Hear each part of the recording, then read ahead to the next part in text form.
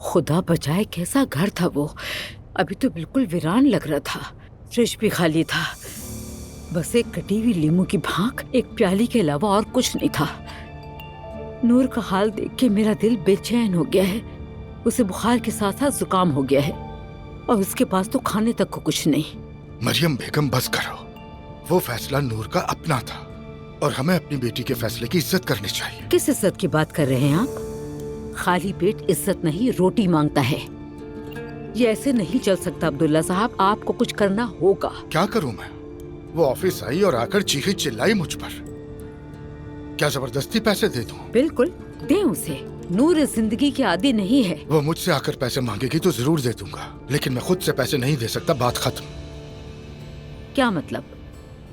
वो आएगी और मुझे डांटेगी और उसके बाद वो तुम्हें भी डांटेगी मरियम बेगम। फिर हमें वही करना होगा जो वो कहेगी। अब मैं बूढ़ा हो चुका हूं, अब मुझ में इतनी हिम्मत नहीं।